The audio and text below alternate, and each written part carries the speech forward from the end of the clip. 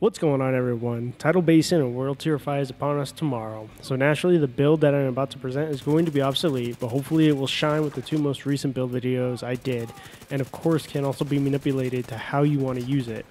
This build is built around the Demolitionist Specialization with a primary focus on an SMG. Now you might be questioning why in the hell would I run an SMG when I have an AR, MMR, rifle, LMG at my disposal. My theory is just how I developed the build to create a focus on damage output with CHC and CHD, since the SMG has an overall 14.5% CHC but can go well over the cap itself with mods allowing for broader customization. So, if you love the video and the information, please don't forget to like the channel as it helps the channel grow, subscribe down below, and turn on notifications for more Division content. Now, on with the build. Okay, like I stated before, this build is revolving around the Demolitionist Specialization. So to start off, the SMG that I chose would be the AUG A3 PHXGaming. The reason why is because I have a high RPM and the damage actually isn't too bad. Like I said, the submachine guns have a critical hit chance of 14.5%. You could add an extended mag to this as well to increase it to 35 with the added 10 rounds, but you'll have a negative 5% critical hit chance. These mods will be modified tomorrow, so take it with a grain of salt. The talents I'm currently running are Close and Personal, killing a target within 7 meters, grants an added 50% weapon damage for 5 seconds, and then requires 5 or more. Jazz Hands, which is an added 10% reload speed, and then Zen, while equipped, resting in cover for 3 seconds, removes blind and disorient status effects. So Close and Personal actually comes in handier than you might realize, especially because of how the AI reacts to your cover. You could take them out instantly, especially within the 7 meter range. So keep that in mind. The mods, again, the mods are changing tomorrow with the World Tier 5 and Tidal Basin update. So of course all this is going to change. But the added 10% accuracy, the added 10% rounds, added 10% critical hit chance, and added 20% accuracy as well.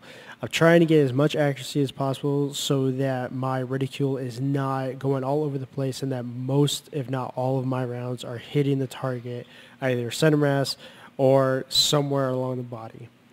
So with that, I am also running an assault rifle, the F2000. I love the RPM on this. The damage is, minimal compared to like an ACR or a FAL. However, the added RPM kind of compensates for that. So keep that in mind. With this, I'm running eyeless and added 20% weapon damage to blind enemies. Optimize, added 15% weapon handling. And then Zen again, resting in cover, removes blind and disoriented effects. Okay. The optic rails added 10% accuracy, added 10% critical hit damage, and then added 20% stability.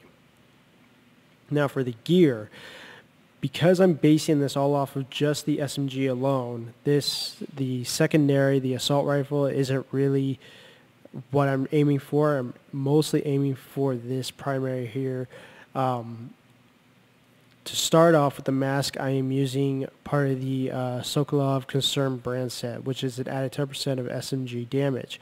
Now with the mask, I am rolling an added 2% of critical hit chance, and added 3,043 health, and an added 15% damage to elites. The talents I have on it are an added 10% health on kill. As you can tell, my health is very low, so as soon as my armor depletes, it will take literally either 1 or 2 shots to take me down from the enemy AI. Next, I'm using the Wyvern Wear Pyco style sack. With this one, this has a modified 6% critical hit chance with an added 6,868 health with an added 4.5% weapon damage. Hard hitting, 15% damage to elites, and then harden, and added 10% armor. Definitely helps, it comes in handy, and with the Wyvern Wear, you're getting a added 7% critical hit damage. Okay, I'm running a utility systems, the electronics mod, and added 317 skill power, 153 chem launch skill power, 104 firefly skill power. Now, again, this will be the last time I reiterate it. The mods are changing tomorrow, so take it with a grain of salt. This build is going to be obsolete, but this will give you kind of an idea of what I was aiming for when I created the build and what you should aim for if you want to run a primary SMG. So with the Overlord armaments, I'm running 2-piece of the brand set. So an added 10% rifle damage, Don't really care about it. I was aiming for the added 7.5% total armor. Because I'm running the chest piece, this gave me a 14.5% critical hit damage and added 8% critical hit chance and an added 4% weapon damage. Hard hitting, another added 50% damage to elites. Now the mods I'm running on this help greatly because they're defensive protocol mods. So my stamina and added 2,616 health, 1,337 armor on kill, and then 1.5% extra incoming healing. Next, the defensive system mending and added 1,020 bonus armor, 8% health regen, and 2,863 armor on kill. So this is the primary reason right here. This and the attributes, along with the 7.5% total armor, is the reason why I'm running the Overlord Armaments 2-piece set. Part of the 2-piece, again, with the Overlord Armaments, Neptune Protection Gloves. This gives me an added 4% SMG damage, an added 2% critical hit chance, and then Surgical, an added 8% critical hit chance. I feel that Clutch is a little bit overused in builds, all because of the critical hits restore 50% health and repair 2% armor. But when I was building it and I ran it with Clutch, I really didn't see much of a use for Clutch. Now, I thought it would have been a good idea, but I'm going solely off of critical hit chance. That's why I'm using Surgical. No mods for the Neptune Protection Gloves. So to finish this off, we are running the Douglas and Harding Mortar Holster System. This gives me the added 5% accuracy, which helps with an SMG, and added 10% critical hit damage with an attribute of 20.5% critical hit damage. This is insane. So plus the critical talent and added 8% critical hit damage, you are literally unstoppable. I'll show you the stats here after I'm done going over the build part. I'm doing the Douglas and Harding Tape Protective Pads. This does a 5.5% critical hit chance and then added 10% health on kill. This allows an offensive protocol mod slot with critical, so I'm doing an added 1.5% weapon damage, 0.5% critical range, and a 1% SMG critical hit chance. Now this is added on top of the current 14.5% that the SMG is using. So you technically have a 15.5% critical hit chance. With this, I'm running a utility system assist. This is on the Douglas and Harding holster. Skill power added 239, increased confused ratio 2%, and added 2% reload speed. So nothing too big. So this is the current build I have for the SMG. Again, it's all going to probably be obsolete, but you can see what you could try and aim for if you want to run an SMG with your build. SMGs are still viable. They're going to be viable. You just have to find a way to work around using as much of the talents and attributes that you can so that you're outputting as much DPS as possible with the SMG. If I could, I would be running this probably with the Chatterbox. I don't have the Chatterbox, and I don't have the P90 that you receive from the Roosevelt Island. I accidentally deleted it.